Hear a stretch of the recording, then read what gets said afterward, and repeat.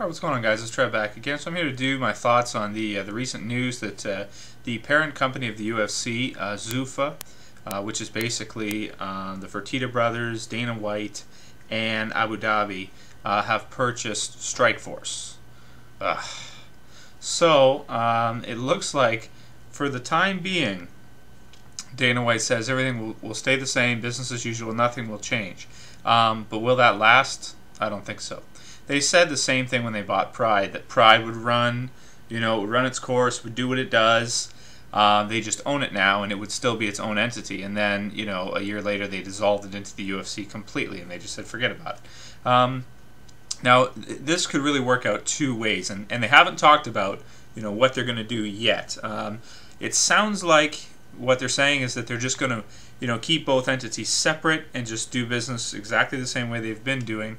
The reason why that doesn't really make sense is because, okay, it's all owned under the same umbrella, right? But if you have a fighter who's going to sign with the UFC or Strikeforce, are they going to get in a bidding war against themselves?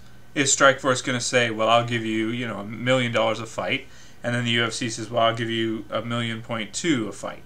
They're going to bargain with themselves. So that's not going to happen. I guarantee you that. That just doesn't make sense to me.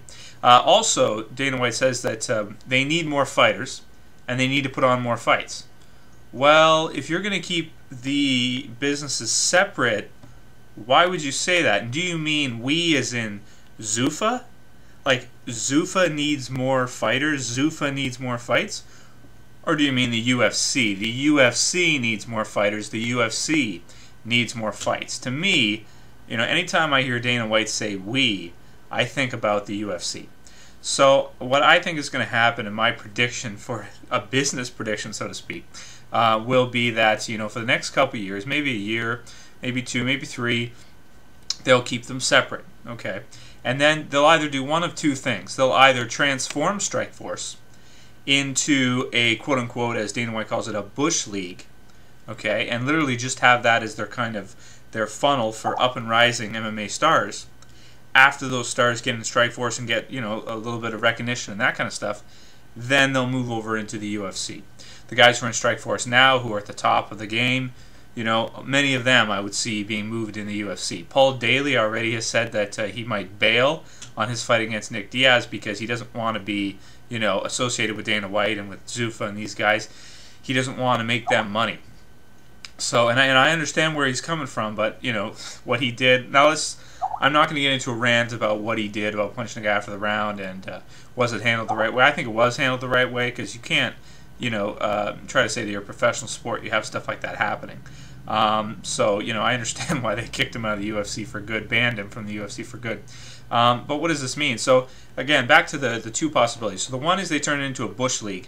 And here's the advantages of that. The advantages of that are basically the UFC seems to, they want to own a monopoly, right? Zuffa wants to have a monopoly. But as these other fighters who can't fight in the UFC, okay, for one reason or another, it could be Josh Barnett, with his steroid allegations. It could be Paul Daley because he's a maniac. It could be Nick Diaz because he gets high all the time.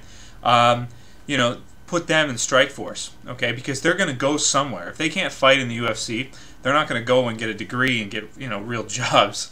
They're going to keep being fighters. They're going to keep fighting, essentially they're going to go somewhere. Okay, it doesn't matter where they go, if it's MFC or one of these up-and-comers. And when those fighters go to these small organizations, it gives them attention and it builds up these small organizations, like Fedor going to Strikeforce, the heavyweight Grand Prix in Strikeforce. It builds up. So it seems that even though the UFC buys out these companies and closes them down, somebody else comes in and takes over that spot and starts to build up momentum, just like Strikeforce. So it would make sense if you keep them both separate, but you move all the good fighters, or pretty much the good fighters, that you can, into the UFC. You keep Strikeforce as the bush league, because if there's already two companies, you already have the UFC and you have Strikeforce. I mean, how much MMA are most people going to watch? Most people are not going to watch the other ones unless it's in their local town. MFC and all these other ones, they'll probably just stay the way they are at the moment, and and never get any ground and never really become a competitor at all, like Strikeforce sort of has to the UFC. Not really, but you know what I mean. So that would make sense that they would keep Strikeforce as its own, Bush League entity, get all the good fighters in the UFC, and just kind of use that as that, that stable there, so that other companies can't really come up and, pass that. They have it there and they own it too, so they have a total monopoly. The other possibility is the same thing as what happened with Pride. They'll say business as usual, everything's going the same way it is, it will run as its own entity, and then a year later it will just get dissolved, and like he says, we need more fighters, we need more fights, and they want to, maybe the UFC wants to put on fights every 2 weeks, move all the fighters, everything into the UFC, and the other guys like Hendo, Daley, these few guys, Fedor, and not that he matters anymore either, he really doesn't. All of those guys, that won't go to the UFC, they're just, again, just like when Pride folded, they're just out. They could go fight in Japan, but people aren't even getting paid in Japan, and nobody knows what's going on with that. So, but then again, that if they do that and they close Strikeforce down completely and they just take all their stuff and move it to the UFC, that opens the gate for another company like Bodog or MFC or one of these other companies to build up some steam and become a competitor again. And then we get into the whole situation again with Strikeforce, and then maybe they'll want to buy out this one. But maybe that's the best decision for them. I mean, if you put on any event, you put on UFC there, and you go to a state or you go to a country, and you put on an event. If people see UFC, even if the fighters aren't that good, because of the branding, because of people know the UFC, they'll go and watch and pay to watch that fight, even though it's it might not be very good, it might not be a good night of fights. They'll go see it anyway because they're like, oh, I went to watch UFC. If it's called Strikeforce, that's different. If they don't know the fighters, they're probably not going to go watch it. Strikeforce doesn't have the same kind of name that the UFC does. So we'll see which one of the two they go with. I think it'll be like Pride.